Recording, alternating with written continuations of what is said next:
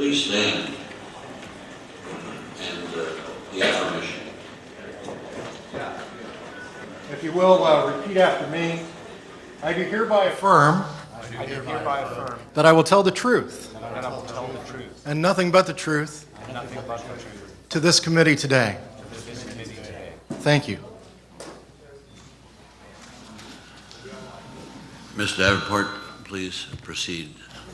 Thank you, Mr. Chairman. And ladies and gentlemen on the committee. My name is Peter B. Davenport. I'm the director of the National UFO Reporting Center, which has been located in the state of Washington since October of 1974. I'm delighted to be here and to especially have an opportunity to present data to the committee that I think is of special value to not just every member of mankind on this planet, but in point of fact, every living organism on this planet. And what I'd like to do, Mr. Speaker, if the chair doesn't, or Mr. Chairman, if the chair doesn't object, is split my presentation into three brief parts. First of all, I'd like to present a little bit of material on my background. Then I would like to discuss the National UFO Reporting Center and what it is. I'm probably introducing it to many members of the committee for the first time. And then I'm going to take an opportunity to walk the committee through a number of the roughly 86,000 reports that are in our database that I've collected over the last 19 years. Please. That's fine. What I'd like to do is, the only text that I'm going to read is the first paragraph of my position statement on the issue of UFOs, a copy of which should be in the packet of 10 pages of material that I've submitted to committee members. And that first paragraph, very simply, is the question of whether human beings are alone in the universe is the most important scientific question that has ever confronted mankind. And that is the issue that we are addressing today. A bit of my background, and I think it's important because when a person is a ufologist, there's always the question of mental balance. At least this is what I'm told by people who look at my data and look at how I collect that data. So just a few brief comments. I've worked in both the public and the private sector. Have a very good education, and I think the committee has a one-page biographical statement on my background. Have an educational background in biochemistry and genetics, international business. I am a former Russian translator for the U.S. government in the Soviet Union. In June of 1979, I qualified as an escort interpreter for the U.S. Department of State. I've spent many years teaching at the university level. I'm a businessman, former founding president of a successful biotech firm in Seattle. So I'm probably not construed to be, or cannot be construed to be, some kind of unusual, quirky person. And I speak within that context. It's important to create the context so you can understand what I'm discussing this morning. Let me move to the second phase of what I'd like to present, and that is the National UFO Reporting Center. Founded, as I mentioned earlier, in October 1974 by my predecessor as director in that capacity. His name is Robert J. Gribble, a retired Seattle fireman who had a lifelong interest in the subject of UFOs, and in July of 1994 he turned over the reins to me, and I think I can honestly report to the committee that it's changed my life and changed my outlook on what reality may be. The UFO Reporting Center has a hotline, rings 24 hours a day. We also have a website, ufocenter.com, where over the course of the last 19 years I've accumulated approximately 86,000 written reports. I estimate that that represents roughly 1/3 of the reports that have been submitted to our center. What I would like to do, and my gratitude to Congressman Bartlett, he gave me a wonderful opportunity yesterday when he made his, I think, commendable statement alluding to the press and the perceived lassitude there and how they behave with regard to the issue of ufology. What I would like to do, Mr. Chairman, with the remainder of my time is walk through a 6-page document that I've submitted to the committee and respond to the question that Mr. Bartlett posed, certainly rhetorically and perhaps tacitly yesterday: where is the press? Where are all the reports? And my hope is in about 7 or 8 minutes, the committee will understand a little bit better the reality, the apparent reality that we are dealing with in addressing the issue of UFOs. If the committee could please turn to page 1 of the document listing a number of reports. Out of deference to the chair, I would like to start with a report from the state of Alaska from the year 1936. And this goes back to a question that Congressman Cook posed, I believe in the late morning of Monday of this week. He said, where are all the reports from past years? And I'd like to address that. Eklutna, Alaska. Yeah, that's him. October 1936, 2 teenage boys working in that city of Alaska, at that time no doubt a small city, were employees of the CCC, Civilian Conservation Corps, building a camp there. They decided to hitchhike into Anchorage, Alaska. As they were walking towards Anchorage, hoping to get a ride into that city, they encountered an object that looked roughly something like a flat iron. Mr. Holger Berg, one of those teenagers, reported to me in September of year 2000. They were walking towards Anchorage. They noticed a light coming directly at them. They were relieved because it was cold in October of that year, and they thought it was a truck with only one headlight. Lo and behold, it turned out allegedly to be something else. It was a triangular craft that passed right overhead, scared them so badly that they dove into a snowbank to get away from it. Next case, McMinnville, Tennessee. Questions have been posed before this committee, and the committee has commented, do UFOs ever crash? Do they have malfunctions? On the 7th of January, 1995, precisely that seems to have occurred over the city of McMinnville, Tennessee. A fleet of objects seen descending over the airport in McMinnville for several minutes. One of them appears to have blown up. Tonight, during my longer presentation at 9 p.m., I will show the 5-page handwritten document prepared by an investigating officer of what happened there. If the committee would please turn to page 2, I'd like to, for a moment, address the issue of the Phoenix Lights case. Quite a celebrated case, probably the most dramatic UFO event that has occurred in the history of ufology since 1947. Just briefly, the 5 objects that loitered over the city of Phoenix for upwards of 2 hours were not less than 7 miles in diameter. I will present evidence tonight showing why we believe that is the case and how we calculated the size of them. Next case, Longview, Washington. An elk, an adult female elk, lifted out of the forest of the state of Washington before 14 witnesses at about 1 minute before noon. We have reported that. I've had witnesses on multiple radio programs talking about that case. Dallas-Fort Worth, Texas, October 26, 1999. 2 airline pilots over the Dallas-Fort Worth area were shocked to see a large disc approaching their aircraft. It suddenly turned, it executed, they estimated a 120-degree turn in under 1 second. It streaked away from them to the east. We have the audio tape from the FAA through a Freedom of Information Act request. If the committee would please turn to page 3. About 2/3 of the way down that page, Challis, Idaho, September 27th, year 2000, 21:30 hours Mountain Time.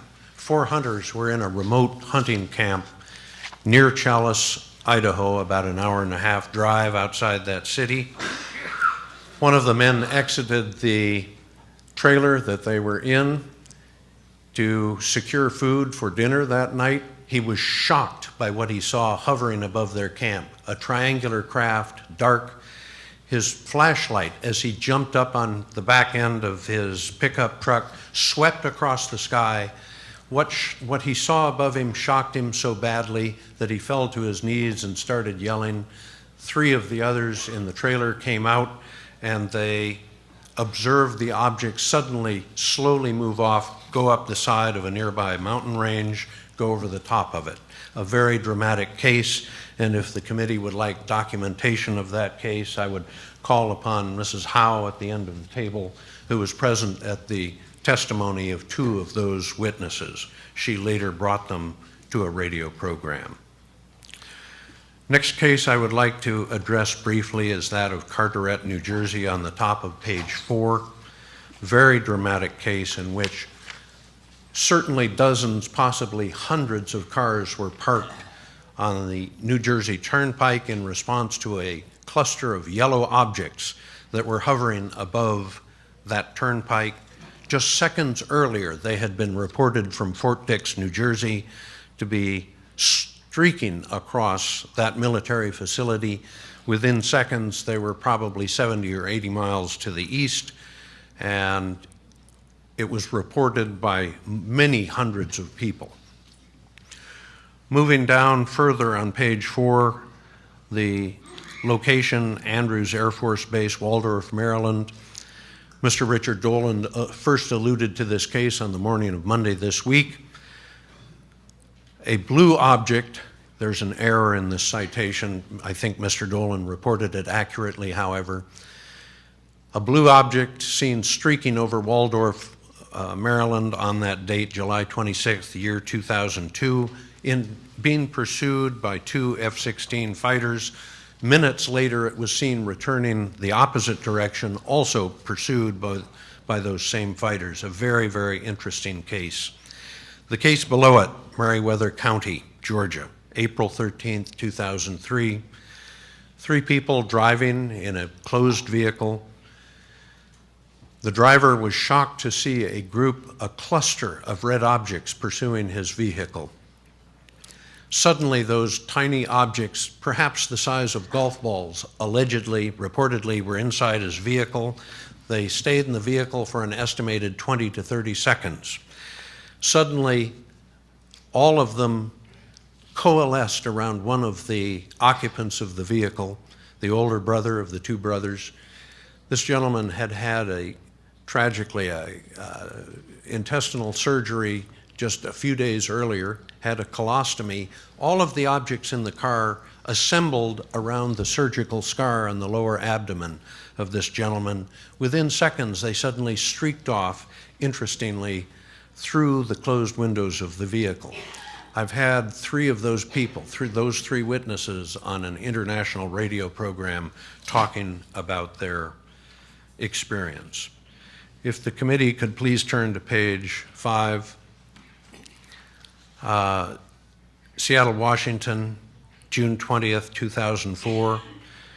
An adult male standing outside in the University District of Seattle was shocked to see a triangular craft suddenly streak across the cloudless blue sky.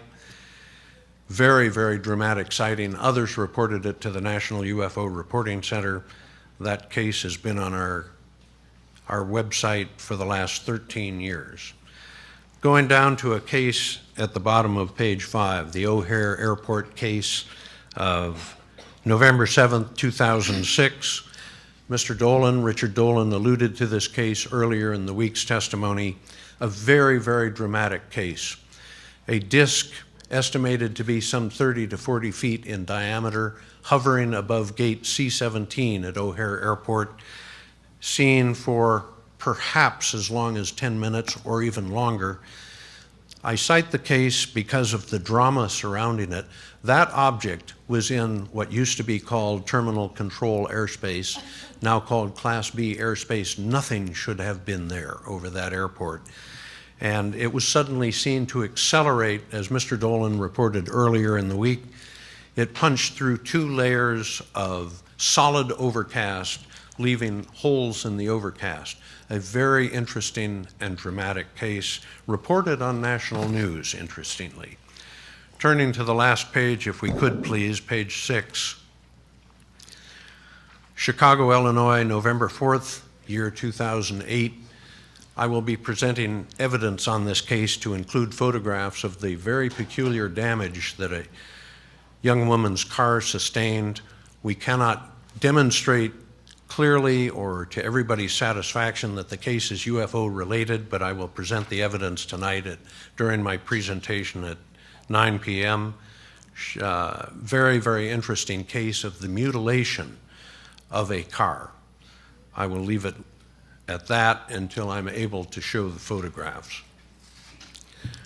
I'd like to close by citing a number of interesting cases that have been submitted to our center over the last roughly 10 months. We all are questing to know what all of this means and what's going on. The phenomenon appears to be very real. But in June of last year, 2012, the National UFO Reporting Center began receiving reports that I certainly do not understand. I don't believe anybody does. But the second week of June last year, and all of this information can be seen on the website ufocenter.com, we started receiving reports, credible reports from credible witnesses of clusters of red, orange, yellow, amber, or gold lights, up to 150 in a cluster from around the world. I've written several articles. We have several statements on our homepage about this phenomenon. It's very interesting, and in my opinion, it may represent the fact that we may have rounded the corner, so to speak, in the field of ufology when it comes to the dramatic nature of many of the reports that are coming to us. What the cause of these sightings is, we have no idea. But we have roughly 2,000 to 3,000 of these sightings posted to our website. If members of the committee would like to see details, I would commend to their attention the roughly 38 cases that were submitted to our facility on Saturday night, the 10th of November, year 2012. One of those cases on page 6 of your handout is that of Castle Rock. I cite that case because it was a report that was submitted to our center by a commercial airline pilot, retired, 37 years of experience.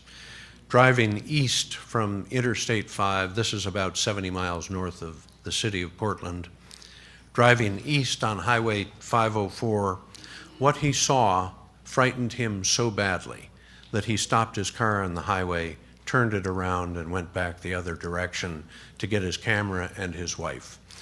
It's a very, very dramatic case. Again, one of roughly 38 cases. An hour and 12 minutes later, a retired United States Marine Corps officer and his wife encountered something very similar in the city of Los Angeles. So in conclusion, Mr. Chairman and ladies and gentlemen, the question has been posed, is the UFO phenomenon real? And I pose to you the question that if it is not real, why have all of these reports been submitted over the last roughly 19 years? The UFO phenomenon appears to be very real. And I would like to conclude in responding to the very prescient question that Congressman Bartlett posed yesterday at about 3:05 p.m. Where is the press and where are all of the reports? Very good question, and it's a question that every serious-minded UFO investigator poses it to himself probably multiple times a day. I'd like to address the issue of the press. Many people have asked the question, why is the press responding apparently so strangely to this phenomenon? And from my vantage point, it's really a little bit different than that. I would split the press into two categories at least: the local, regional press and the national press. From my observation, and I've had hundreds of exchanges of information with members of the press, the interesting phenomenon is members of the local or regional press are questing for this data. A week doesn't go by when I don't get 3 to 5 queries from members of the local press, smaller newspapers, radio and television stations. But interestingly, when one gets to the national level, the interest seems to simply expire. a very peculiar phenomenon, but it tells us that people who are professional writers, who are professional reporters, are very interested in this phenomenon. And I close with a brief comment about the government's apparent position on this phenomenon. The government knows about this phenomenon. There is no doubt about it. I've had multiple exchanges, multiple conversations with all sorts of people who are in positions of authority in federal, state, and local government. Many of them admit that they accept the fact that this is potentially a very real phenomenon. I've talked to military officers, and senior officers, general or flagship officers, flag officers, who in quiet conversations have admitted to me that they are very interested in this phenomenon, and in their opinion, there is very real evidence in support of what this committee is addressing in these hearings this week. It appears that we are being visited on a frequent basis. The evidence supports it strongly, in my opinion. And with that, I will close. I think my time has expired. Exactly. Thank you very much. It has expired. Thank you.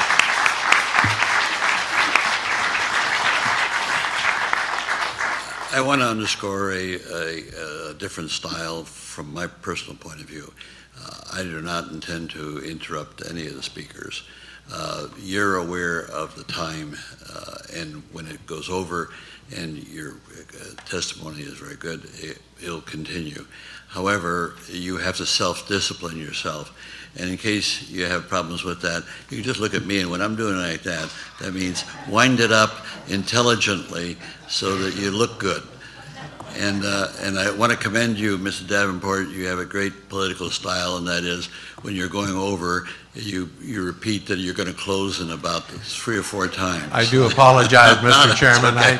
I should okay. have noticed the time card, and I was so focused on... No, you stay focused. Stay focused on your message. We'll worry about the time. But we appreciate your testimony. Mr. Robbins, the floor is yours, and we'll allow you the same latitude. But keep in mind that when we're biting into time, we're biting into our time to question you and to have a discourse that may be more germane to our particular interest. So discipline yourself. And Mr. Robbins, please go forward, and I won't interrupt you I'll keep unless I that in have mind, to. Mr. Chairman. Good morning, Mr. Chairman, distinguished members of our committee. I was only scheduled here to do this yesterday afternoon, so my opening statement is a bit rough at the edges. I've been involved in the field of UFO studies for more than 30 years. As a researcher, lecturer, activist, consultant, author, and conference organizer. I've consulted to numerous television and radio shows, films, appear on radio regularly commenting about these subjects, write a column, actually a new one that will be starting in June for a new online magazine called UFO Truth, published by my friend and colleague to my right, Gary Haseltine. I'm also the co-author of a 540-page book that was a bestseller in the United Kingdom entitled Left at East Gate, a first-hand account of the Rendlesham Forest UFO investigation, Rendlesham Forest UFO incident, its cover-up and investigation. For these 30 years that I have pursued this subject, I have done it on a number of fronts, always doing my utmost to approach each new case, witness claim, research paper, or interview free of prejudice or agenda. My only objective being to get myself and my readers as close as possible to the truth of what I've been looking into, limited only by my investigative skills, means, and applying as much common sense as possible wherever possible. Before proceeding, however, I feel I should put on the record that I am self-trained as an investigative writer. And if anyone in these hearings has a a background more opposite than my friend and colleague Peter Davenport. It's me. I began my professional life as a painter and film historian. I taught painting in New York City for many years at my alma mater, the School of Visual Arts. And as I developed as a writer, I supported myself continuing as an artist, as a manager of a distinguished repertory theater company in New York City, as a New York City tour guide, and as a copywriter. I also worked for 8 of those years as an online phone volunteer and shift supervisor on the busiest crisis intervention and suicide hotline in the United States. Some may feel that such an eclectic and decidedly unrelated background may not be much of an asset in the field I ultimately choose to pursue. I can only beg to differ. Subjects I've chosen to investigate have included, but not been limited to, the origins of the UFO ridicule factor, roadblocks on the path to disclosure, the United Kingdom's Rendlesham Forest incident, the strange death of James Vincent Forrestal, first Secretary of Defense, as some of you know, and an early casualty of UFO secrecy. At least that are my conclusions. Critical thinking, deductive reasoning and ufology, stress and UFO studies, the UFO abduction phenomena, and UFOs, organized religion, and fundamentalist thinking. As this morning's discussion topic is listed as various topics, I believe I qualify. While I stand ready to try and answer any questions to the best of my ability this committee may have, I'd particularly like to invite you to focus in on 2 of these particular areas of study. One, the so-called UFO ridicule factor. We now know for a fact the subject of UFOs and their implications have been regarded as extremely serious by our military and intelligence communities from at least the summer of 1947 on. More seriously, in fact, than any other matter facing this nation since the end of World War II. Why then have the overwhelming majority, and Mr. Davenport hit the nail on the head, we divide the media's general relationship with the subject of UFOs into 2 areas. Local and regional news gatherers are overall very serious, inquisitive, and genuinely respectful of this mystery. Major media has singled this subject out for a level of ridicule, sarcasm, and condescension matched in post-war journalism. How and why did all of this come to pass? And what is its legacy for the American people? The second subject is one you were introduced to during yesterday morning's hearings. That is the UK's Rendlesham Forest UFO incident. I first heard of these events in the autumn of 1983, shortly after the story broke in Great Britain. The following year, I met and chatted briefly with Larry Warren, the former United States Air Force security police officer who had, completely on his own, and to a degree at great risk, certainly to his peace of mind and character, become the whistleblower in this case, was directly responsible for the FOIA that resulted in the release of Colonel Halt's January 1981 report, which was then published in England in '83, and the story broke. 4 years later, we met again at a conference not far from here at American University in Washington. I was very impressed with his presentation. Fully authentic military witnesses who can be fully vetted and prove their involvement are not all that common. You've had the privilege of hearing several of them yesterday afternoon. I decided I wanted to interview this guy. He decided, after hearing me on a panel discussion, he wanted me to co-author a book with him. We met the next weekend, we talked all weekend, and by that Sunday afternoon we shook hands, and I was very excited. I was going to be writing a book. I was looking for a serious project to get my teeth into. I thought it might take a year or 2, obviously result in a huge bestseller, a movie deal, many checks to endorse, and women to fight off. Life does not always work out the way you think. The book took 10 years to complete. It cost us everything we had. It cost me, to a great degree, my peace of mind. It's brought me back to England since more than 20 times. I had no idea what I was getting into. But when we completed it, it was a bestseller in the United Kingdom. It was immediately in the library of the then new Prime Minister Tony Blair. One of our greatest champions in the United Kingdom became former Admiral of the Fleet, former Chief of Staff of the Ministry of Defense, Lord Peter Hill Norton, who as an MP brought his hardcover copy onto the book of the floor of House of Lords and confronted the then Secretary for Defense with 4 questions taken right out of the book, all of which were demurred.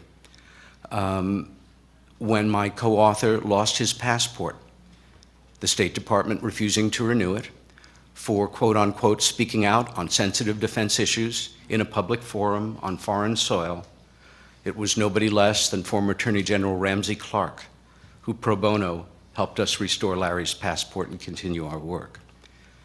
The men who were involved in this as witnesses, and it was only touched on yesterday, were put through absolute hell.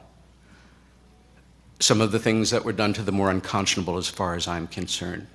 And this is of more interest and focus for me than whatever the source of the intelligence is behind the events of December 1980.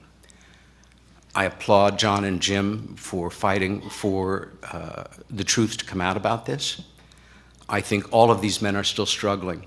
And in fact, we are all clear in former Deputy Base Commanders Charles Halt's terminology that these men were meddled with, and in some cases are still sorting out implanted memories from actual ones. Hence comes a certain amount of contention within this case that continues 33 years after. I hope I can clarify some of it fast, and again, thank you for the privilege of appearing before you.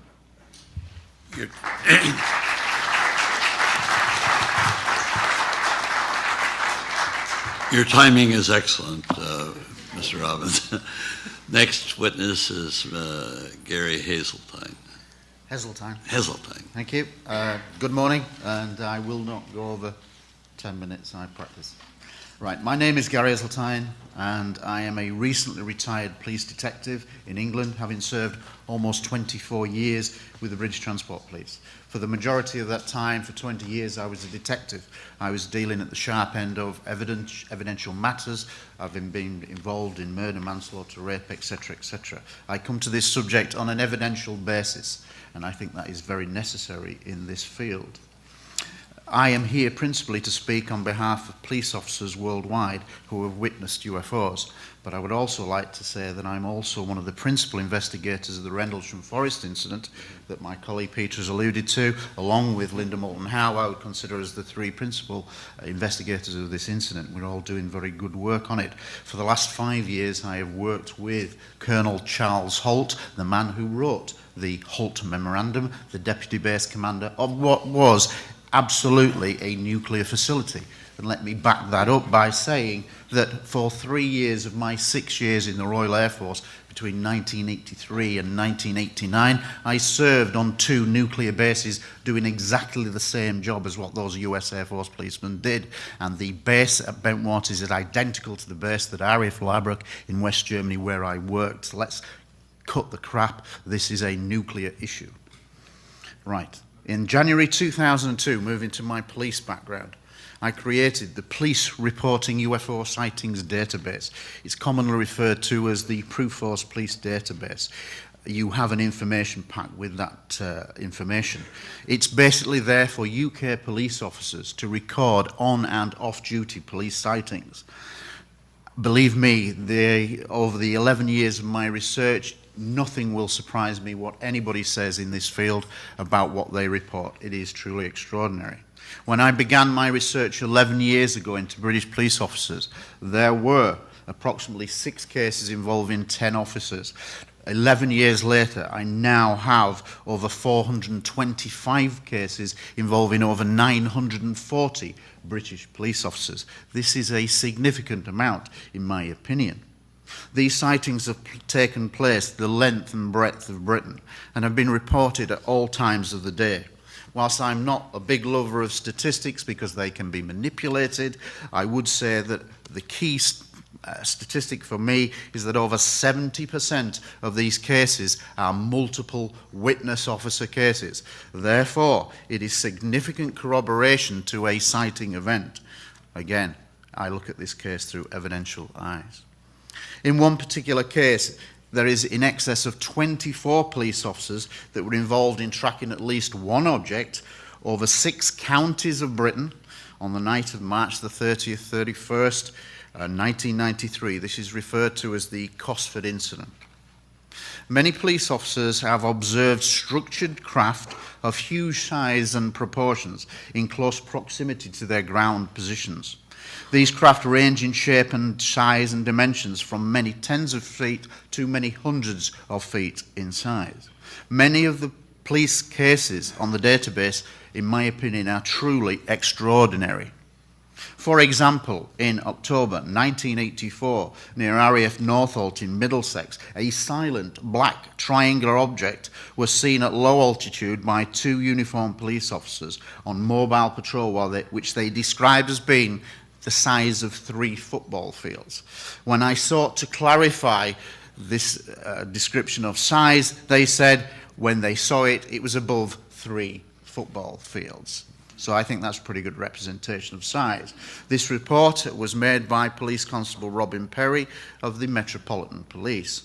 On another occasion, in October 1978, 3 uniformed police officers in a rural area of Buckinghamshire observed a huge object, which they described as a size of a football field, which suddenly and silently materialized in front of them in the blink of an eye and at relative close proximity to their position. However, there were also a number of smaller objects flying around the large main object, akin to a mothership kind of scenario, and the larger object then projected a beam down to the ground, which was the width of the football field, which then traversed the ground as if scanning the terrain for several minutes. They watched for this event for approximately 5 minutes before suddenly it went off and dematerialized in the blink of an eye. 1 second it was there, and then it was gone. And this has been described as like switching on a light bulb on and off. Not something that I think our stealth capability is quite capable of yet. The source of that report is the Police Constable Eric Raymond, retired of the Thames Valley Police. Many officers have seen objects that appear to move in ways that seem to defy laws of known physics and aerodynamics. For example, in May 1981 and 1982, 2 firearms officers were involved in the close protection of what was then a very prominent Conservative minister in a rural location in North Yorkshire. At approximately 5:30 hours in the morning, as they were walking in the grounds of this residence, they suddenly became aware that the sunshine had darkened, the sky had darkened. When they looked up to establish the cause of that, they were amazed to see a huge, dark, purple, cylindrical object with a pronounced undercarriage underneath it that was described as being the length of a football field, a common figure in all of this, and hovering silently above the house at an altitude of only 200 to 300 feet, which is extremely close. The object remained motionless, silent, above the house for 5 to 10 minutes before it suddenly and silently accelerated in the blink of an eye out to the horizon, where it stopped in an instant for a few seconds and then disappeared towards the horizon and out of sight. The source of this report is Police Sergeant retired John Pawson of the North Yorkshire Police. In my introduction, I mentioned that I would refer to police officer sightings worldwide. And in the time permitted, I would like to draw your attention to just 2 particular countries where numerous police officer sightings have taken place. Namely, I refer to the United States and Belgium. Many of the US cases are simply outstanding, and I will highlight just 2 of them. Just after midnight on the 14th of December 1994, 15 police officers of Trumbull County, Ohio, observed multiple circular UFOs from different geographical positions. In one particular sighting, the engine of the police vehicle driven by Sergeant Toby Malaro suddenly cut out. When he got out of the vehicle, he looked up and a UFO was directly above him, shining a beam down. As soon as the object moved away, his engine restarted and he attempted a short pursuit. On the 5th of January 2000 in Illinois, multiple police officers observed a large triangular craft that was witnessed from many geographical positions and was sometimes seen at close proximity to their ground locations. Broadly speaking, all the officers involved in both of these incidents described craft that moved in silence, which were able to make incredibly high-speed maneuvers, unlike that of any known aircraft. Finally, in the skies above Belgium between 1989 and 1991, hundreds of police officers observed large triangular objects all over the country. Many of these sightings involved multiple police officer witnesses and were frequently seen at close proximity to their ground locations. In addition, many of these sightings were confirmed on multiple civilian radar and multiple military radar facilities. In the allotted 10 minutes given to brief you, which I'm trying to keep to, I would like to say on behalf of police officers worldwide that they are seeing actual structured craft, physical in nature, and which move in ways that they have never seen before or since. In closing, I urge this panel to accept their collective testimonies as genuine and that they offer compelling circumstantial evidence that many of these sightings represent extraordinary, unknown, structured craft moving in the Earth's airspace. In closing, and on a personal note, I believe that the time is now to lift the veil of secrecy that has shrouded this subject for over 60 years, and the subject of UFOs should now be openly accepted in the mainstream media as being real in nature, and which in turn would allow people to come forward from all walks, all life, all countries, without the fear of ridicule and a risk to their careers.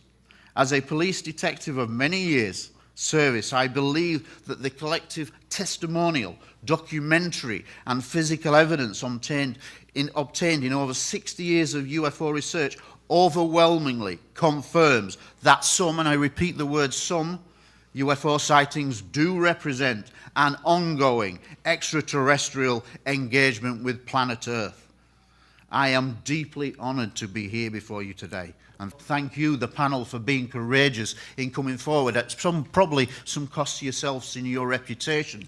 But you are, and whether the mainstream media are here or not, this is historic. And it will be looked back as an historic event. And you will be congratulated in time for your participation. Thank you.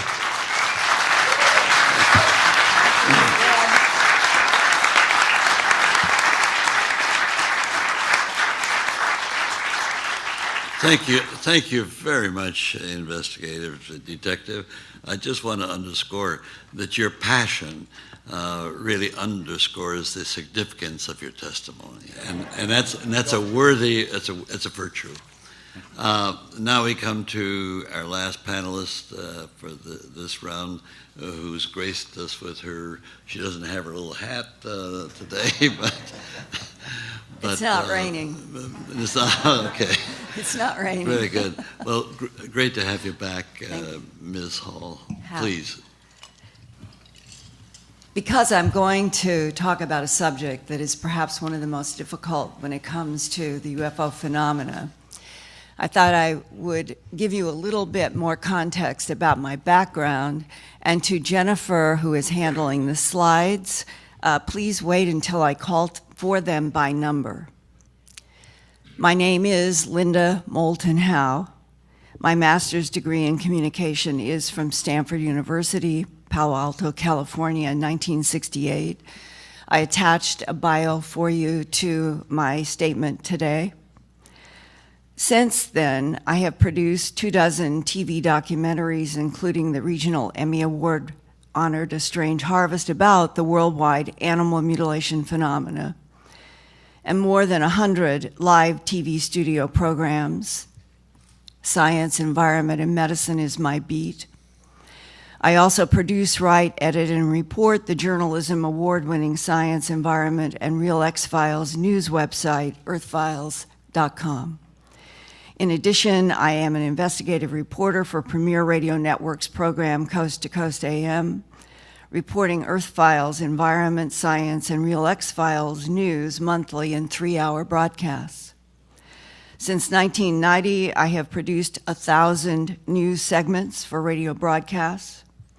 My 4 books include An Alien Harvest, 1989, Glimpses of Other Realities, Volume 1, Facts and Eyewitnesses, 1993, Glimpses of Other Realities, Volume 2, High Strangeness, 1998, Mysterious Lights and Crop Circle, 2nd edition, 2002.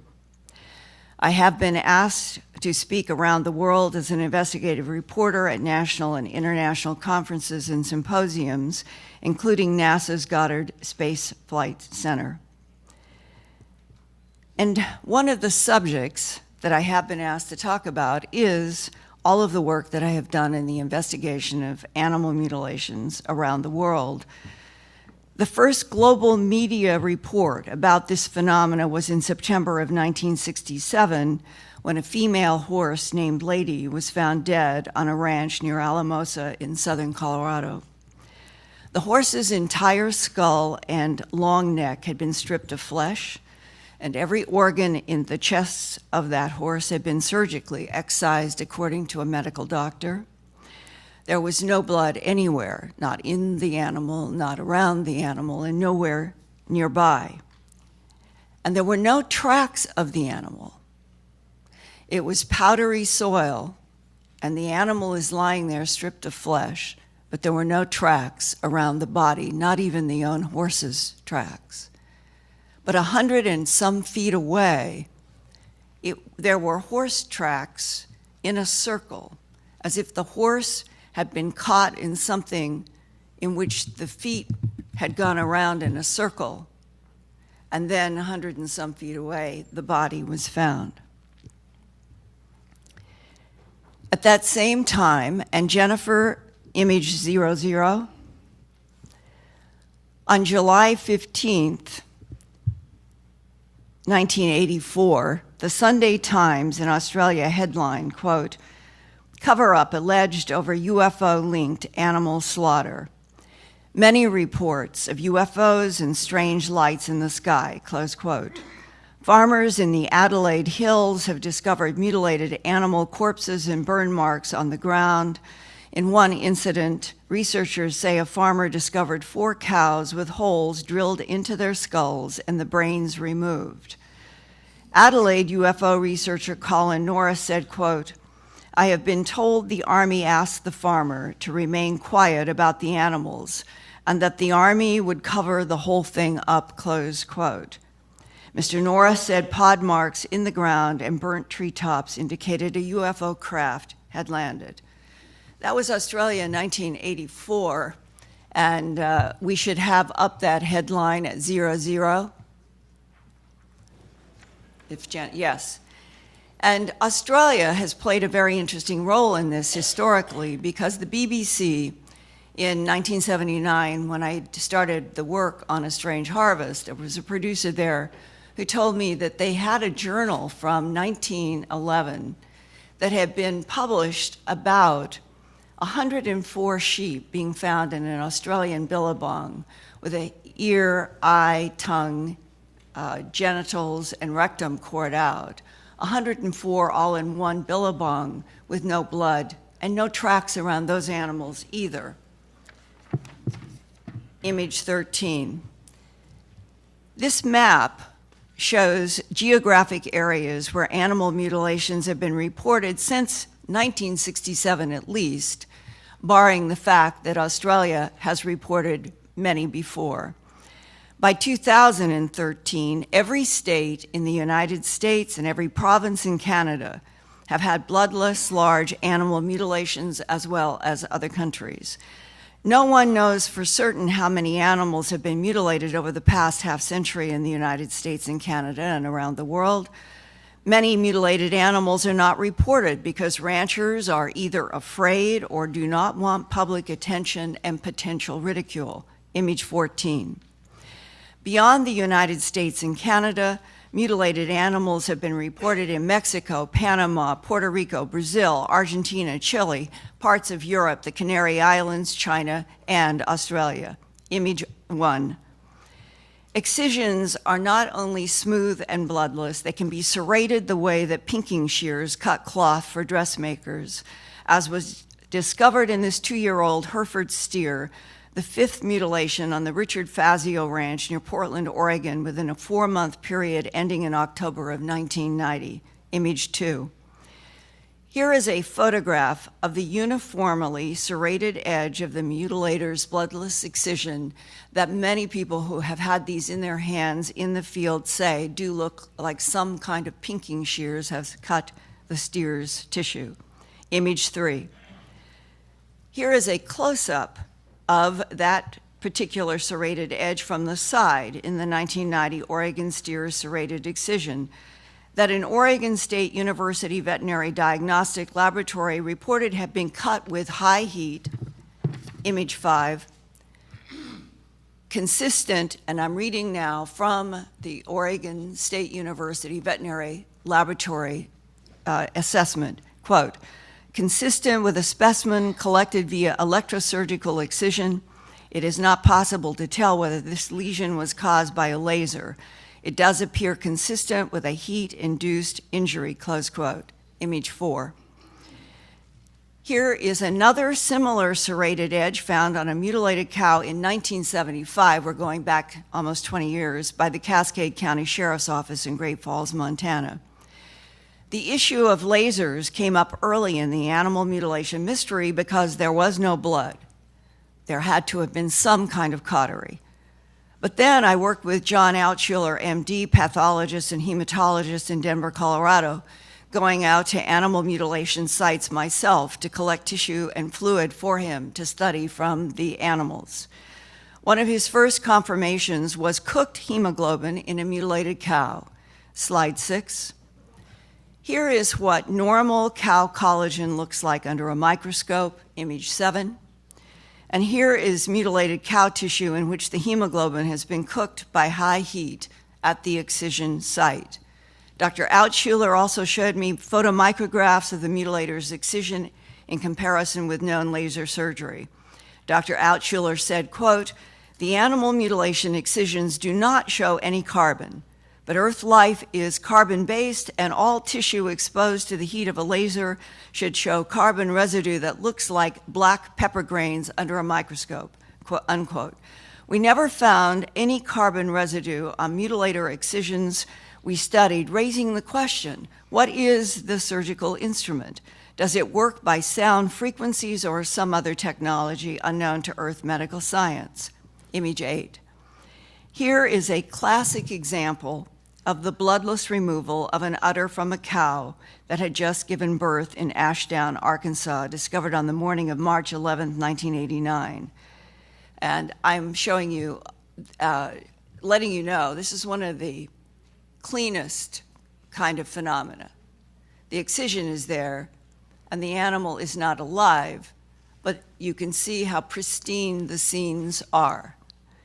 The editor of the Little River News, Jim Williamson, contacted me, and I called Dr. Altschuler, who wanted Jim Williamson to cut a rectangle of cowhide that would include the mutilator's cut.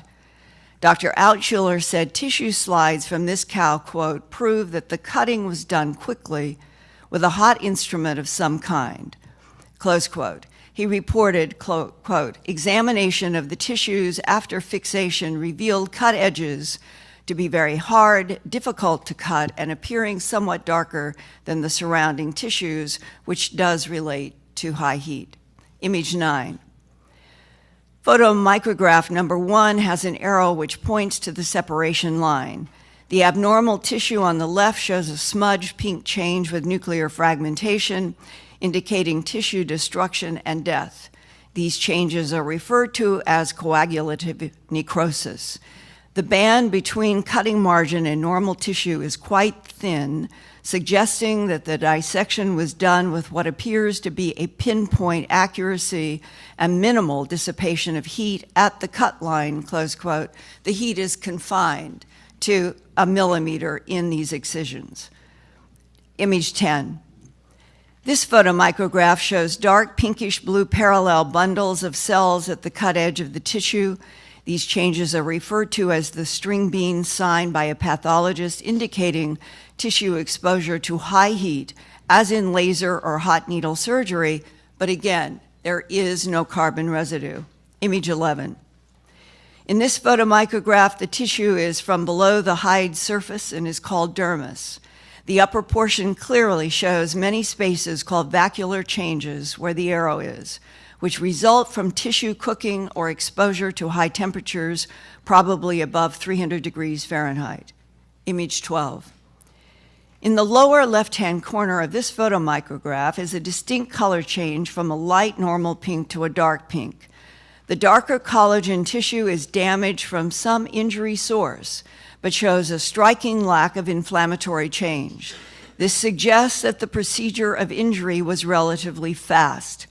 Taking all the microscopic findings into account, one would have to conclude that the surgical procedure performed on these animals took place quickly, probably in a minute or two, and utilized high temperature heat as a cutting source applied in a fine probe or cutting instrument, close quote.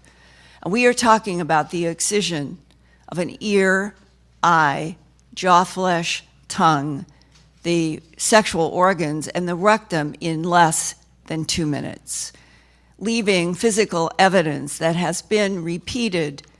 Myself, I have cut tissue from at least 30 of these animals in pastures all over the United States. And all of the findings are exactly the same. How do you excise large sections of tissue and leave the evidence of high heat without carbon residue, no blood and no tracks around the animals, and do it in 2 minutes or less? Lynn Lauber, head of animal mutilation investigations at the Royal Canadian Mounted Police in Calgary, Alberta, in 1980, where the local Canadian media were told by the RCMP that the cause of the mutilations there, in the hundreds, were satanic cults.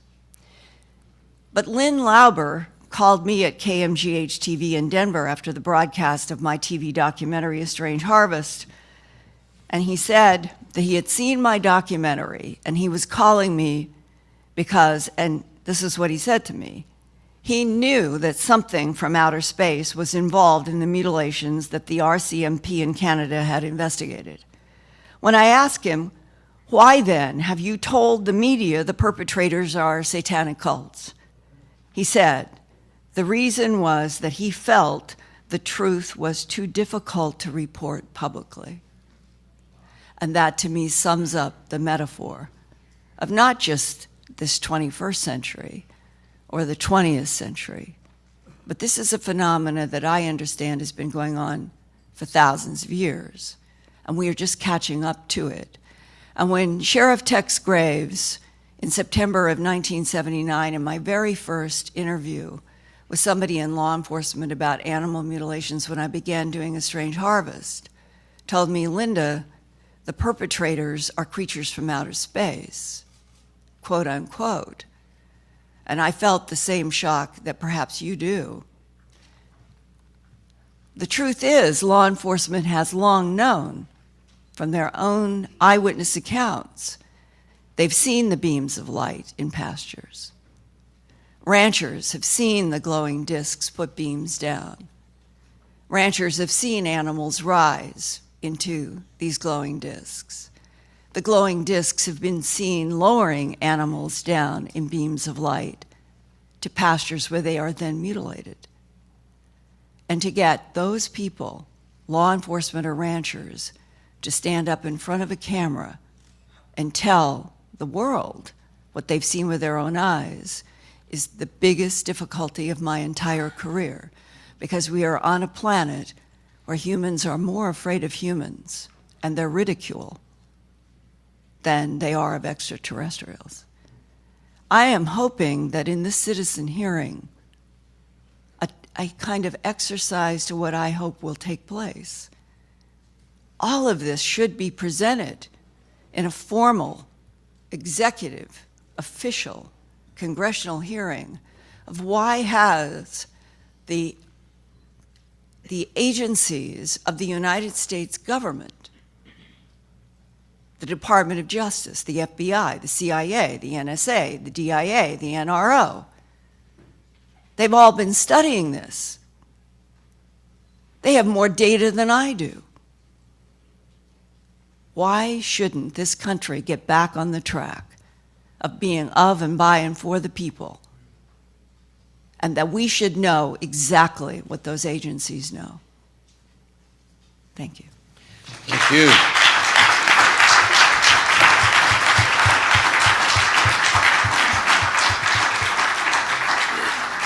Thank you all for your fine testimony.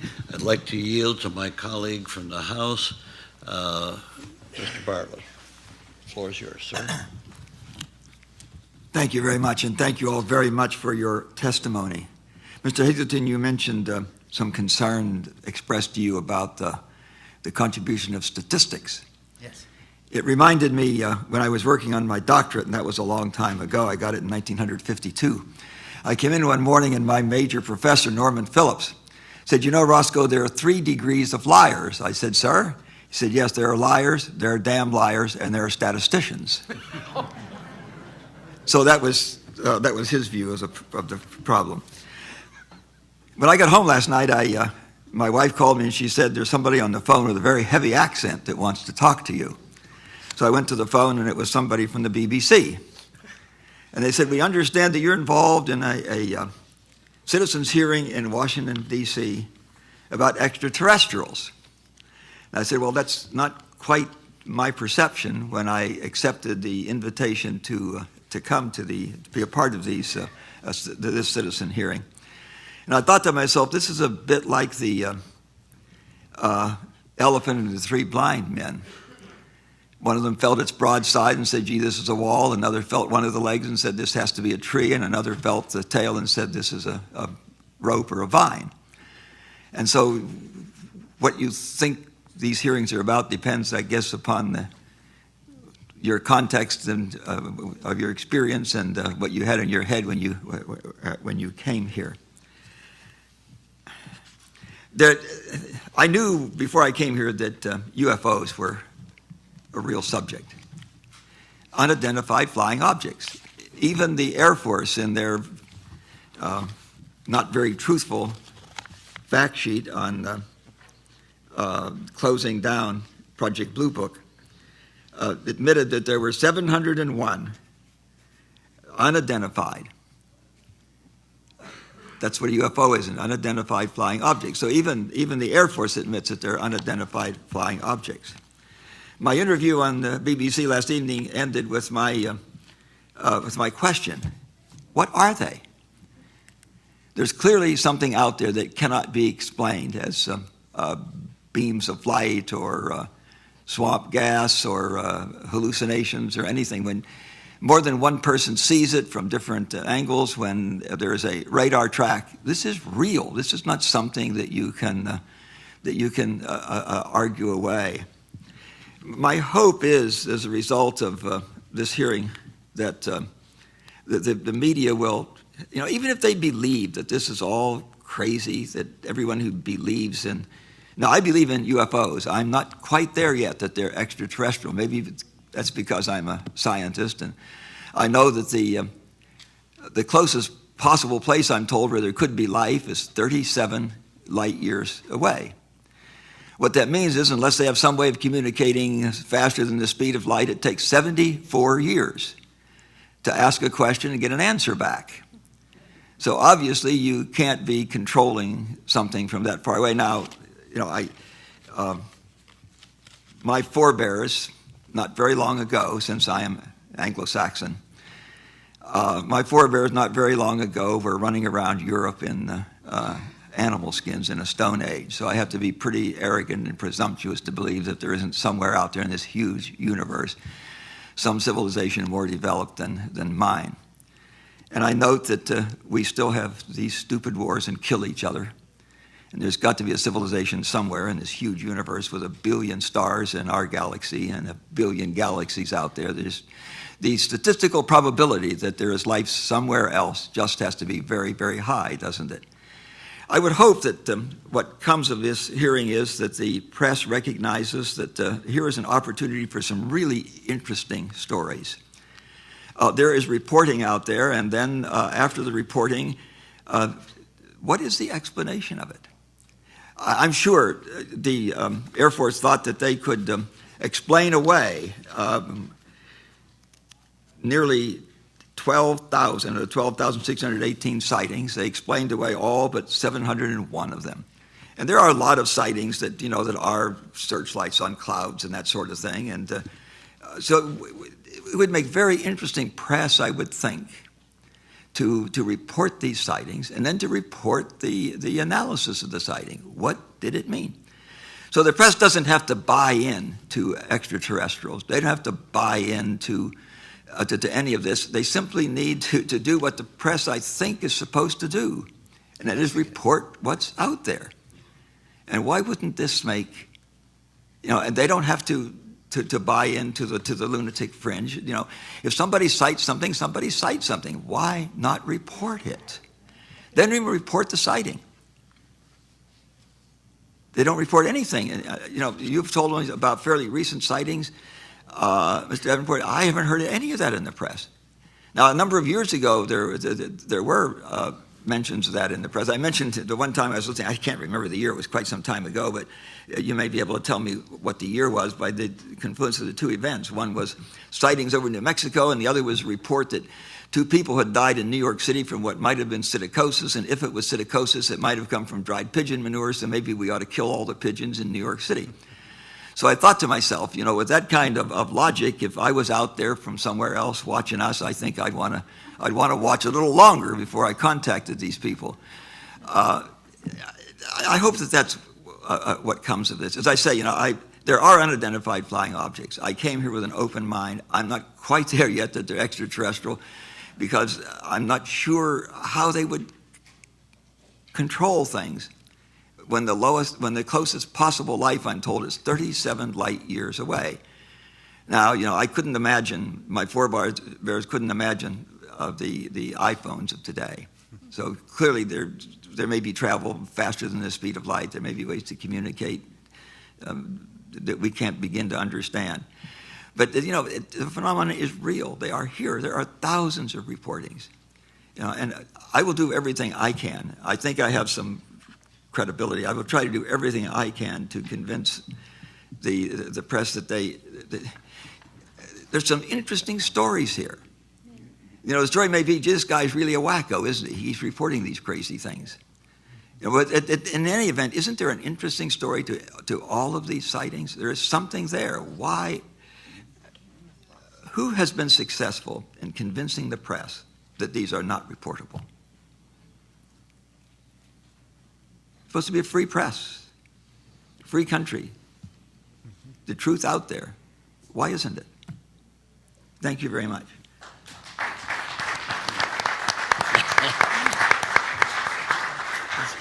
It's turning into a Senate hearing, where we give our views, and of course I'm guilty of that for the last 2 days. The next person to ask questions is Congresswoman Lynn Woolsey. Thank you. More interesting information. There's no question about it. I'd like to just add on to what Congressman Bartlett said. It's not just the press that needs to start bringing this forward. It's our government, and we know that. Maybe if our government will listen and investigate, I mean, they're doing it somewhere probably, but if they bring it out in the open, that would make interesting press, and it would not be press libeled kooks, I don't believe. And I actually have questions, but I want to say there's no kooks in this room, and I am so impressed with all of you, so thank you for letting me be part of it. Peter Davenport, you said that there's over 80,000 written reports and examples that you get. I mean, reports you get every year on your hotline in your organization? We receive probably between 3,000 and 6,000 reports a year. We have, I think, 86,000 reports From the accumulated beginning. in our database. Okay, well, give us an example or two of what somebody would call about that actually resulted in incredible action. Thank you for the question, Congresswoman Wilsey. I would go right to the Phoenix Lights case in response to your question.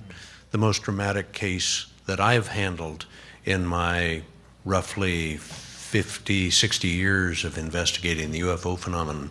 Again, the size of the objects was unimaginable by terrestrial standards. The triangular object that hovered for an estimated 5 minutes over the intersection of 7th Avenue and Indian School Road that night, again, this is March 13th, 1997, hovered there for 5 minutes.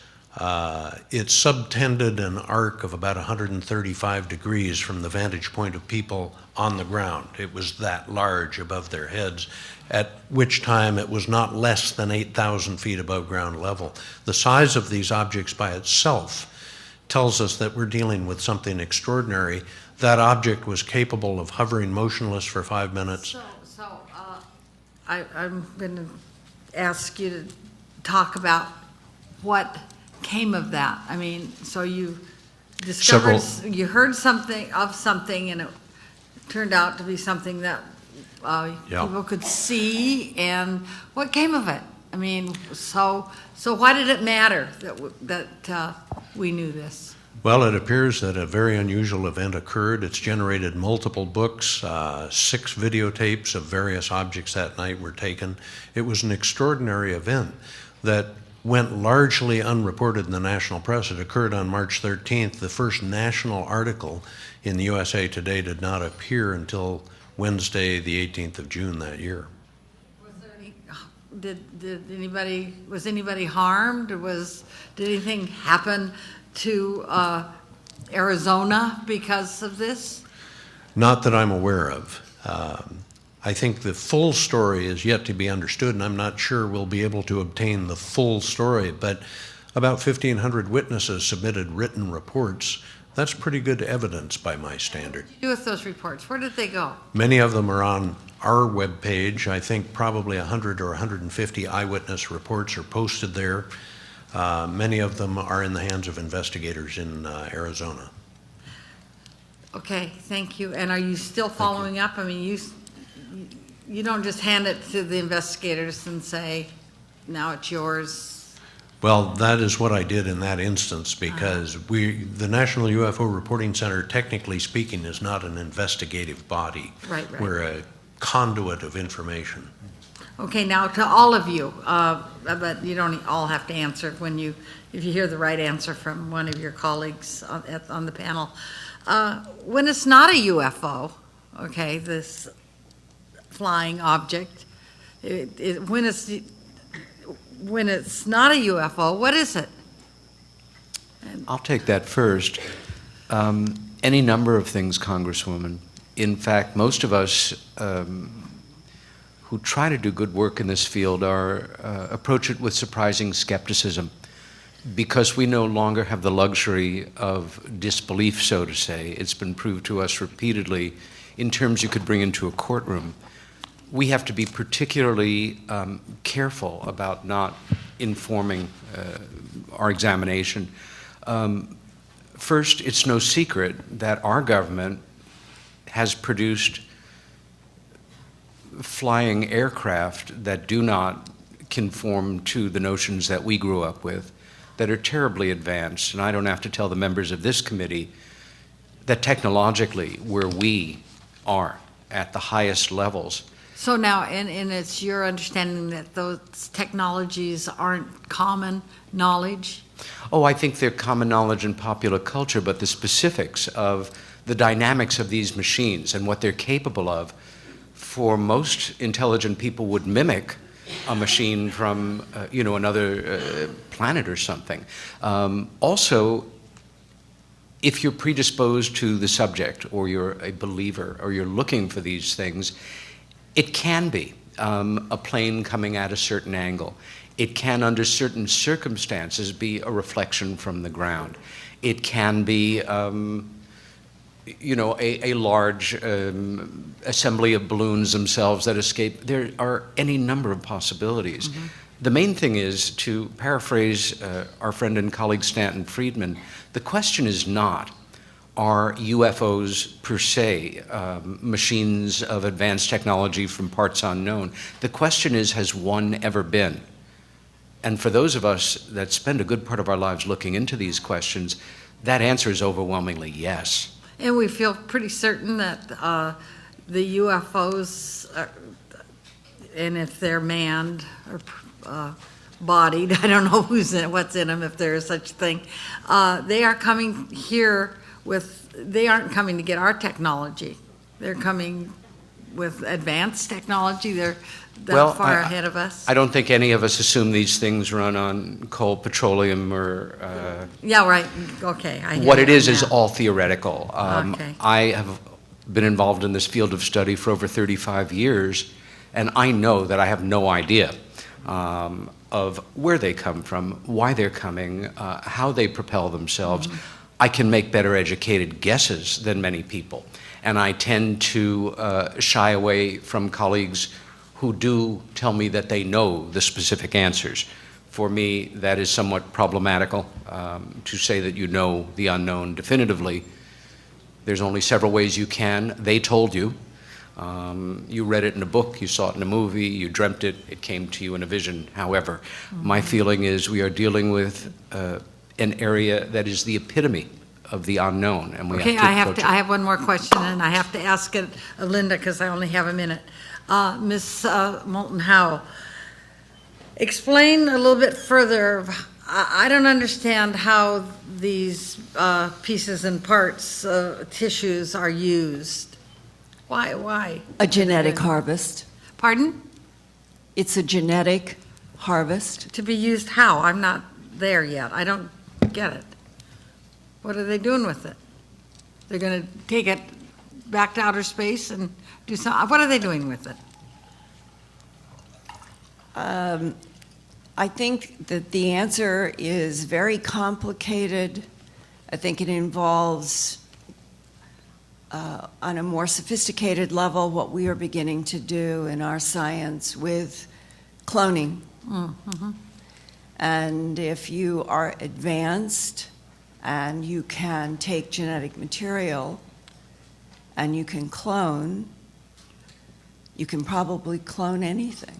So there's a chance, there's maybe the idea that we have parts of animals, parts of living animals that the aliens would like to clone because they're maybe stronger than what they have, or why do they want ours?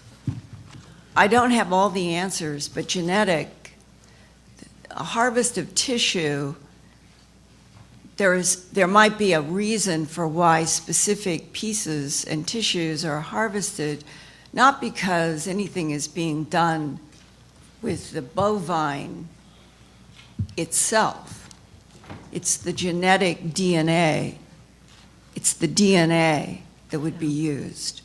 So it's not a religious sacrament, or it's not symbolic. We're talking about medical cloning.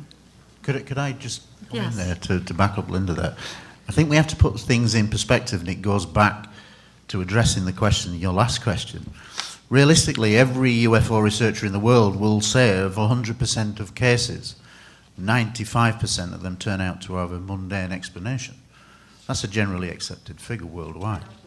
Have a mundane, whether it be astronomical, misinterpretation, that's a generally accepted figure. But really, where we start to delve down is when we look at the 5%.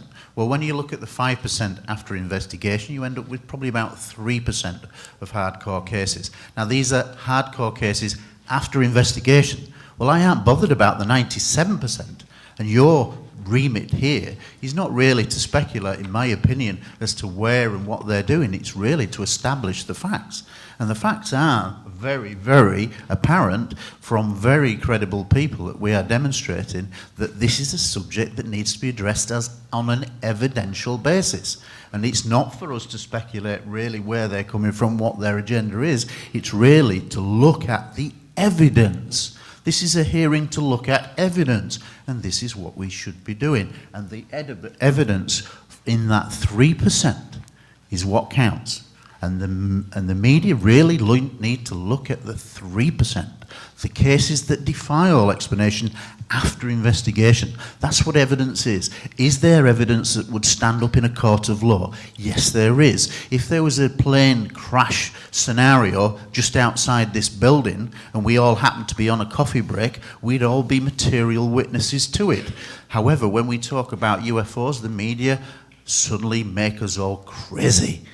And that is wrong, and this needs to be addressed. And the panel in front of me are the representatives that can help make that happen. We are relying on you to use your voice and experience to listen to the evidence. And that's all any UFO investigator wants. All we want is a level playing field. That is not a lot to ask in the world. We just want to present evidence. But, sir, are you suggesting we listen and don't ask questions? No, of course not. But in the limited time frame that we have, I mean, we we're have not only experts so up little here. time. If we don't ask the mundane, simple question Absolutely. that the public is asking, you aren't going to get anything out of this panel. No, I accept that, but we're here to look at evidence. Thank you. But We'll go to the our- evidence goes to implication, and that's what you're asking about. And the implication of all of this is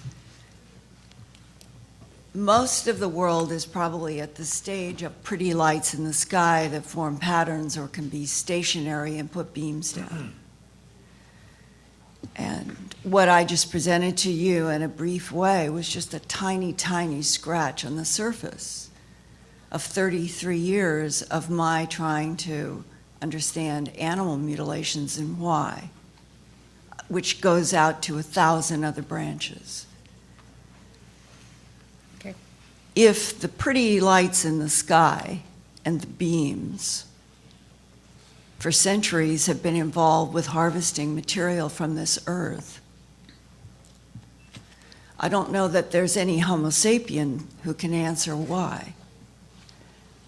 But there is no question in my mind or anybody who has investigated that we're dealing with advanced intelligences, with advanced technology that can fold space-time, sir. That's how it's faster than the speed of light. And that in so doing, that their focus is on what we as Homo sapiens have only begun to investigate, and that is the DNA, the genetic material, and that we're now finally doing experiments in the subject of cloning. It's a bottom line that what is happening on this planet, and has for centuries, is there is a harvest of genetic material, plants, animals, and humans. Why and to what end is a very complicated story. And I think that what I had just realized, and you're asking me the question which goes to implication, is that the disconnect between the current world population of 7 billion and what is actually happening on this planet in relationship to other intelligences, the gap is so great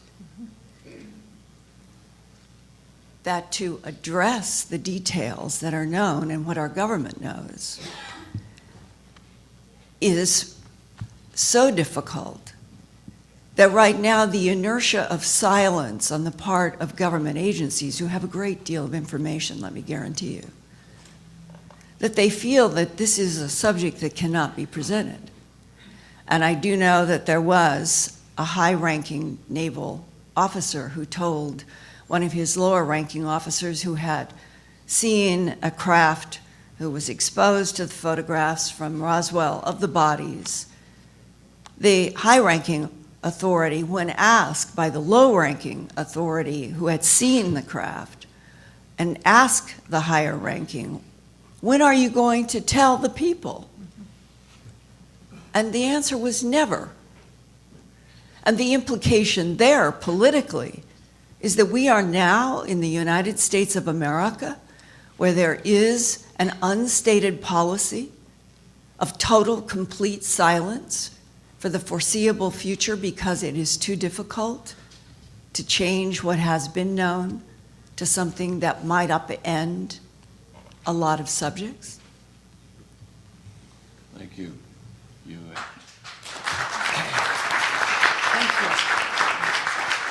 I'd like to turn now to Congressman Carolyn Kilpatrick, please. That would be Congresswoman, sir. Congresswoman, Yes, yes. thank you. Thank you very much. I'm easily corrected. Thank you. Not to correct you, just woman here. I certainly want to appreciate and thank you all for coming again. Every day is a different day. This is the first day of the rest of all of our lives.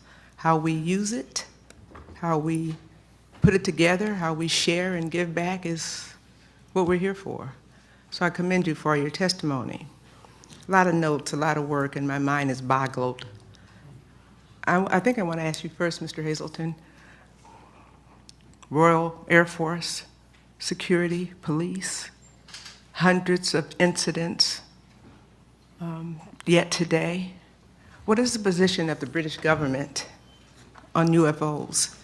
And is it similar to U.S., who are cousins, or is it something different, or do we do this in British? Do they speak? Tell me, what's the position there? The bottom line is that there is the special relationship with America, and America is quite clearly the most secretive government in the world on UFOs. And it leads, their fingers are in every decent UFO report around the world. I want to know about Britain. We know pretty Okay, much about well, America. Britain follows generally America's lead on most things, and Britain does the same. They have been releasing over the last 3.5 years several batches of files, which are in terms of papers, hundreds of thousands of single sheets of paper. However, the majority of the paperwork that has been released is very low level. It's mostly correspondence. In amongst that, there are some very good cases. For example, a British case in 1957, Milton Torres, a pilot, US pilot, flying over Ipswich in Suffolk, England, and he was stationed there flying a Super Sabre. He was vectored towards a radar target, and he was ordered to fire his missile at the target. He actually got the launch codes. When he went to launch, it jammed. Okay, stop. Okay, in Britain. Yeah. You don't give me cases. We got cases. Okay. I want to know what's happening in Britain. I want to know what's happening with Britain the military. is very I want to know what's happening lame. with the government. The media is very similar as to the US in not reporting. It belittles the subject, and it's criminal. And there is very little or no difference in the UK to the US. This is a world phenomenon that we're discussing. Absolutely. You all know it way better than we do. Absolutely. We've heard testimony now 3 days and read a month leading up to this, videos and all. Ms. Howe, Yeah. and it's really for all of you. And I think you ended your presentation on something like this. What and why is such a profound reality Yes. not being built upon, internalized? If I have my military who comes to me and tells me they've got data, experiences, and other kinds of things that this is real, other countries, I've been on elevator and in the hotels with others from Chile and Peru and everywhere else in the world, or many places in the world. When we already acknowledge that whatever it is more significant than what we have here, and obviously in Britain and some of the other countries. The why of it, your Yes. scientific data is outstanding. See, I think the answer is probably in a coalition of nations and not in our governments, obviously, because the governments know something we don't know and they aren't sharing it, and it could be critical and catastrophic for the human being. Well, let me add a postscript to yesterday's presentation on Bentwaters. It's a major case. It involved dozens of military people on a very important base.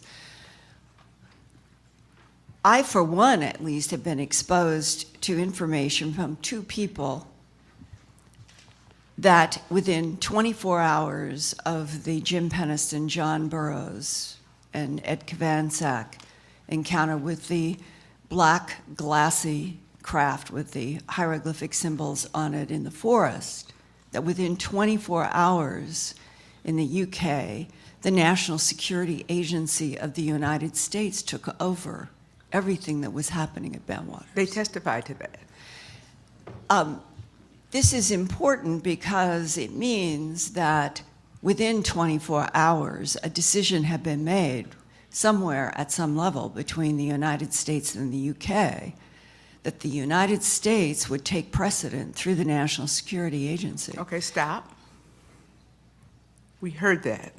No, I'm not good. I don't know the scientific part of it. I'm just going to tell you the political and what we do and what things we know about our country and the world and our relationships with various countries of the world. You got to teach us something else. Well, wait, let me just finish my point, because don't give me that testimony we had yesterday. We all heard it, we got notes, and we got to read it and embellish it. I want to move it to the action phase. You came here to ask us to do something, and we got to know how, what, and why. Haven't got there yet, and maybe by Friday or next month, or as we move this over the next couple of years, we'll get closer than you've got in 30 years, and you're to be commended. What you have unveiled is something is there, that we're not alone. I'm still learning. I want to learn more about that, in fact.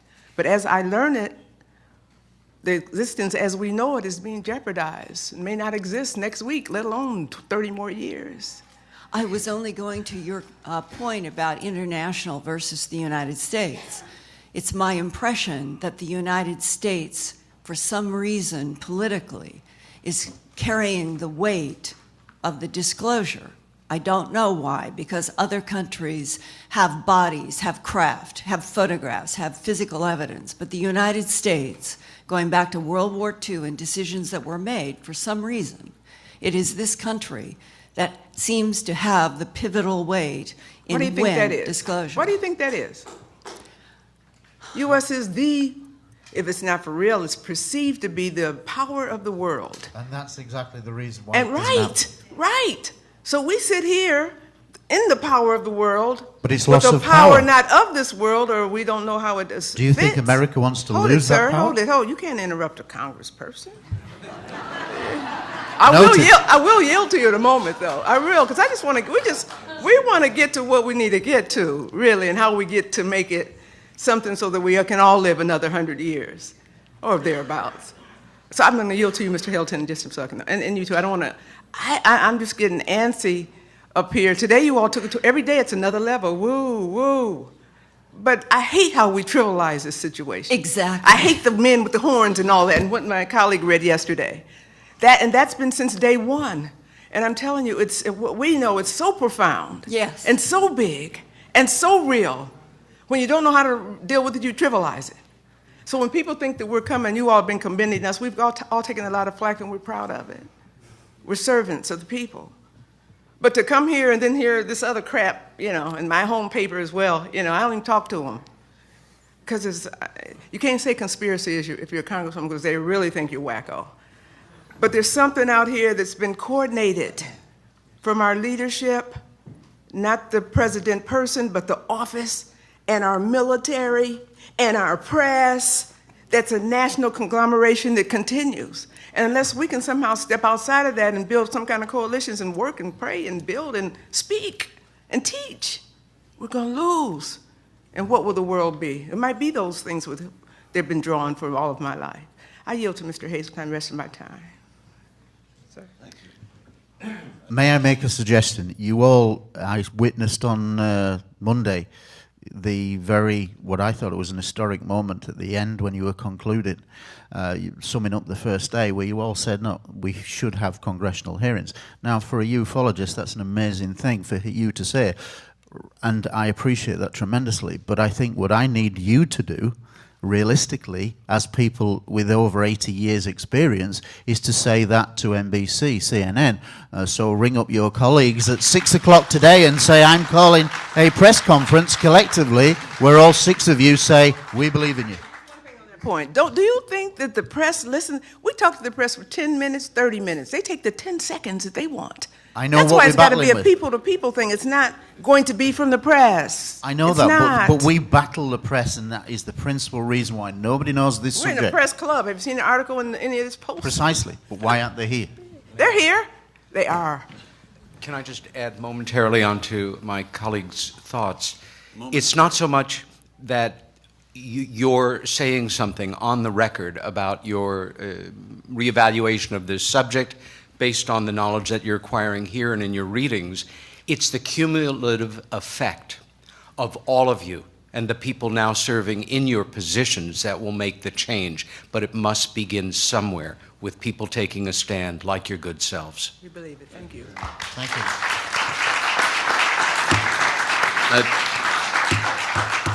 I'd like to call on Congresswoman Darlene Hooley. Congresswoman. Thank you, Mr. Chair. Thank you, all of you, for your testimony. It's been terrific. When did we start sort of this whole ridicule piece? Yes. May I take that? Yes, Peter? It has become a research specialty of mine, and it begins literally the summer of 1947. For me, I began questioning this over 20 years ago. How is it that my saying to you, Congresswoman, I saw something in the sky the other day or the other night that I couldn't recognize or did something that I had never seen, case closed. Why is it that in terms of 66 years of Western journalism, popular culture, attitudes and ideas about flying saucers and little green men, that you hear me make a simple observation and you're wired to think, gee, I didn't know Peter had mental problems, or maybe he's kind of gone mystical, or he wants to feel special, or he wants to perpetrate a hoax, or he wants to be on the Oprah show, or. In the words of the late Dr. Wilhelm Reich, evasion of the obvious. Why is it? How did that happen? It wasn't an accident. I spent years studying that first wave of media. I'm the only person you've ever met that has downloaded and read in order every single article the New York Times has ever published on the subject of UFOs, extraterrestrials, flying discs, etc., in order, repeatedly looking for a pattern of reportage. And it begins the week after the Roswell incident. The Times didn't even deem it worthwhile to make that first report when it was reported that a machine of undetermined origin had crashed outside of this town in New Mexico. They waited until the cover story had gone into effect. And I would say, as a non-statistician, 98% of the New York Times coverage, and I stress here that in 1947, even more than now, the New York Times was the flagship of Western journalism. It still is in print terms. The influence the Times exerted over the other news syndicates was marked. The Copley Syndicate, Hearst papers, all of the major American papers followed the Times lead as a rule. And the Times hit the floor with all four wheels spinning. Every coverage, and I will be happy to send you an unpublished paper on this if you're curious, anybody on the committee, was sarcastic, condescending, ridiculing, explaining away like a parent to a bad child. Almost immediately they start to trot out authorities, often unnamed, often very contemptuous of the subject because overwhelmingly they're astronomers and psychologists. You would actually laugh if you read some of these articles. They're breathtaking in their ignorance and pseudo-science. Now, what I did was I overlaid on that timeline of these articles several hundred authentic, fully vetted, declassified documents from every agency you can imagine. And I would say it's about a 95% rate as you go through these, where you see these silly headlines and phenomenally goofy excuses, and then you see Air Force starting in September of '47, Air Force intelligence, Army intelligence, CIA, etc. We are concerned These are not Soviet. They may be extraterrestrials. By the way, 2 words at the time in 1947. Okay. And so on. And what happened was, it was drummed into the minds of editors, reporters, that this is the way this thing is reported. Now, again, I stress these are the nationals. The locals, as Peter said, have almost always had an inquiring mind and acted independently, actually searching for information.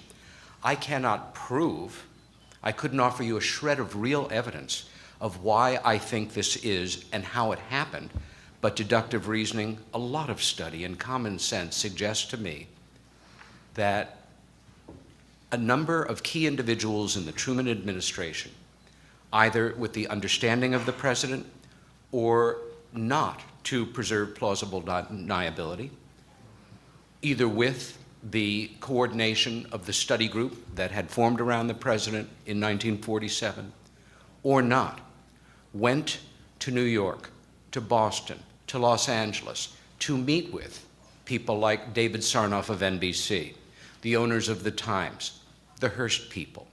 And one of several things passed. They basically said, we're a little concerned based on that old bugaboo of Orson Welles in 1938, mass panic. You know, everybody's worried about the Russians right now. The president would consider it a personal favor if you'd kind of toe the line on this and just treat it not seriously. Or, in some cases, possibly saying, because these were major players, these folks were power brokers and among the most influential people in the country at the time, that we need your assistance. It's your patriotic duty. Now, once that pattern was set into place, what reporter that picks up on the reality of this and wants to do a serious piece of reportage is going to risk their career? We all know it's a joke. Now, to a great degree, that pattern is still stuck in the major media. It is changing, but that, I believe, is how it began. And one of... Thank you. I think I have 1 minute left. Anyone that would like to tackle this question. We've got a problem time-wise, Okay. a serious problem All right. time-wise.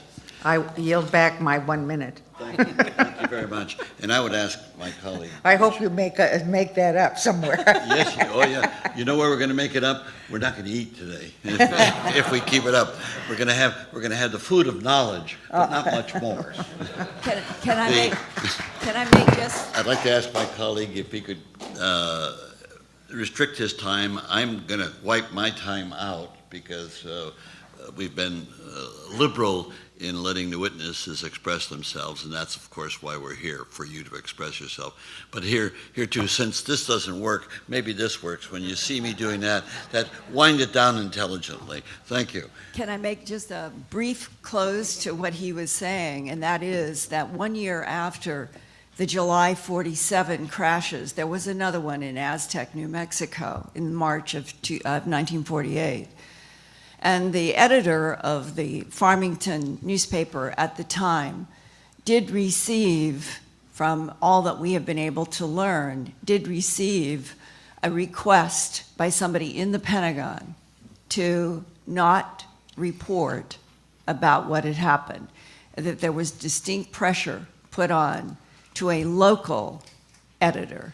And I believe that that is the way that the Defense Department and local media, there began, that was shortly after World War II.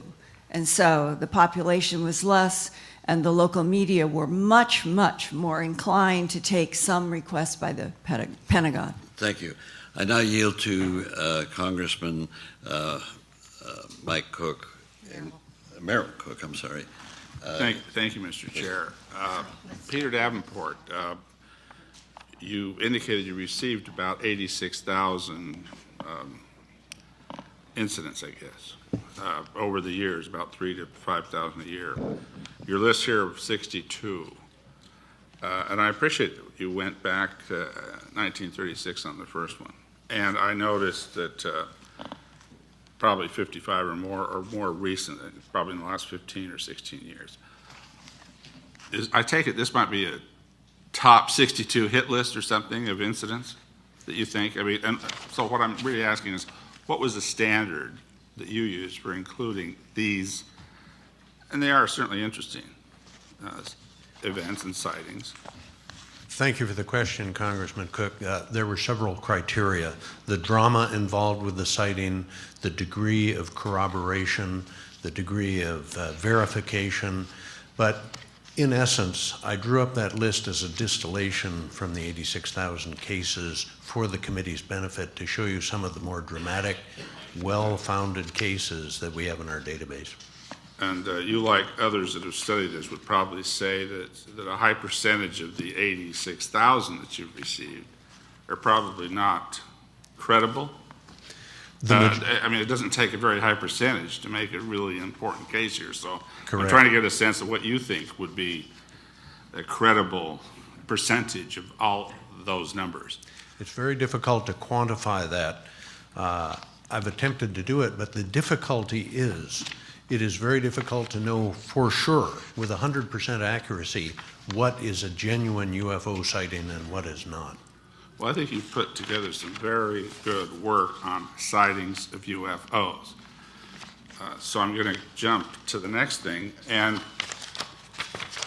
until I saw the last statement, I was sort of accepting this. But I have to say, and it's not too different than the concern that I think Congressman Bartlett expressed earlier. You said here at the back, without indicating ET aspects of these sightings, now maybe there are some that you just didn't include in this list, but that it's a fact that we have, that this is ET, that ET is real. And I'm just asking you, how, well, let me ask you this. Isn't it a leap to say, okay, UFOs exist, as Dr. Bartlett has indicated, and then saying it's ET? I mean, aren't there other explanations for UFOs? Are there no other explanations? Is it the only explanation? That's what I'm asking. Yeah. Probably not the only explanation. I have to say that because we don't have a definitive answer yet to what we're dealing with. But it is difficult for me to imagine that some of the craft and some of the circumstances that are reported to our center are of terrestrial origin, just given the flight characteristics of many of the craft reported to us. In other words, probably in these 62 cases, you would say it's the best explanation. Is that what you're saying? And is that why they get included on the list, is if you think it's the best explanation for ET? Or you're just saying, hey, there was credibility, we don't know what it was yet, but clearly they saw something. It's very strange. I mean, you have some ET index that you're applying to this list, I take it, or you wouldn't have said that at the end? Yeah, I would not have included those cases in that list had they not been of extreme interest to me.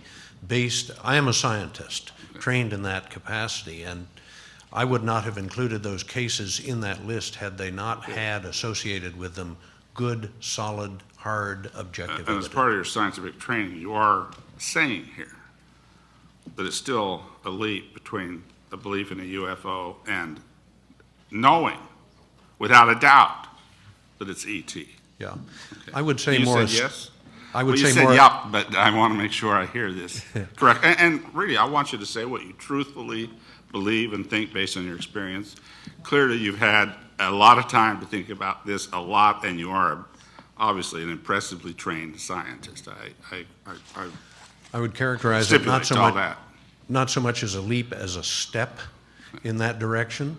And if these craft are not of extraterrestrial origin, I have no explanation for them. Craft that can hover motionless for 5 minutes above Phoenix, craft that can accelerate at a rate so fast that it's reported from multiple witnesses their eyes could not follow the craft as it departed. I understand the maneuvering that you're saying, and it's certainly the best, maybe, in your mind, best explanation. I'd like to go to Gary Heseltine. I have to say that I'm particularly impressed with your list of sightings. And the reason I'm impressed is because they're from policemen. Every one of this is a pretty thick list, a lot of them.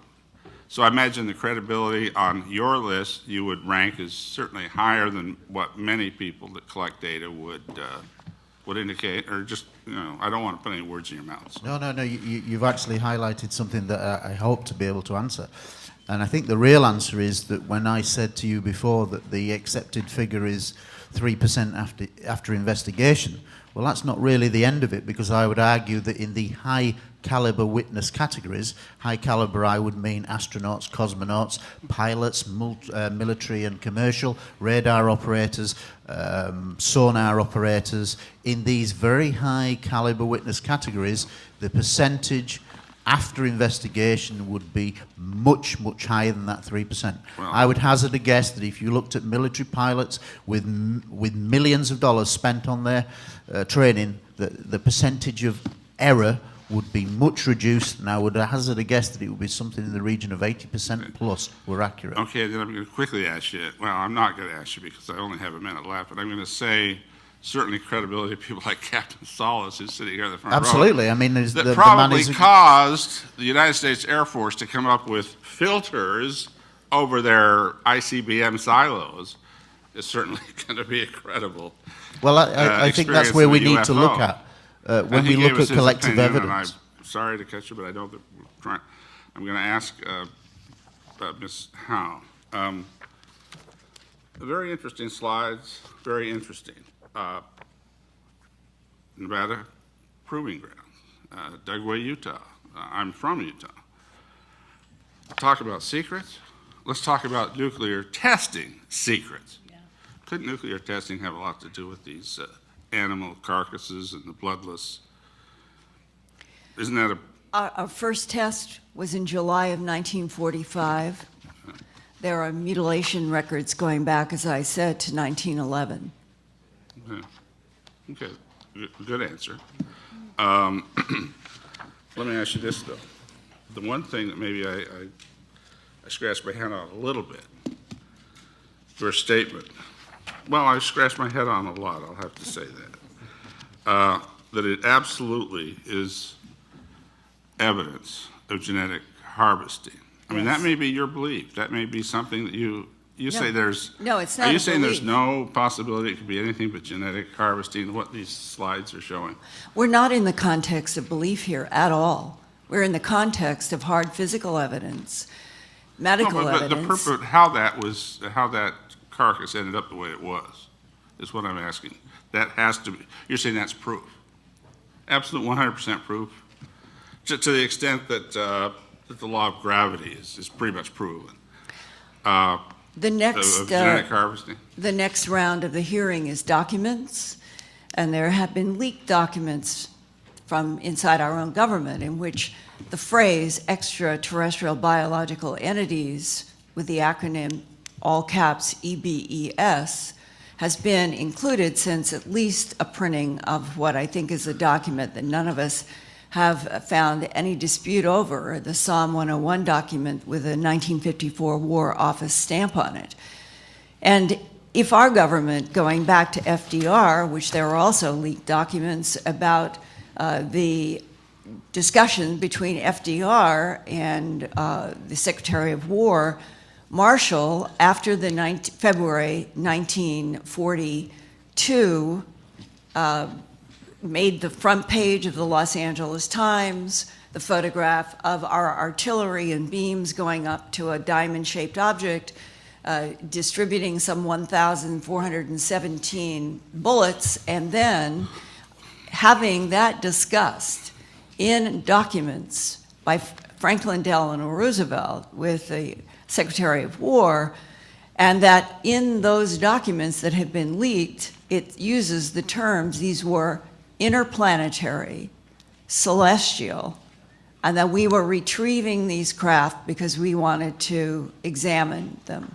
That puts a context here, again, that would be before the war. Well, I appreciate your telling me that. That's interesting to me, but you don't allow any of the wiggle room that, for example, Mr. Davenport seems to allow in terms of final conclusions, and that's certainly your right, because you've looked at these things a lot more than I have. I want to get the best information I can, as credibly put together as I can, to help, as I said, break down the truth embargo. That's what we need to do first, and maybe we have to do it a brick at a time.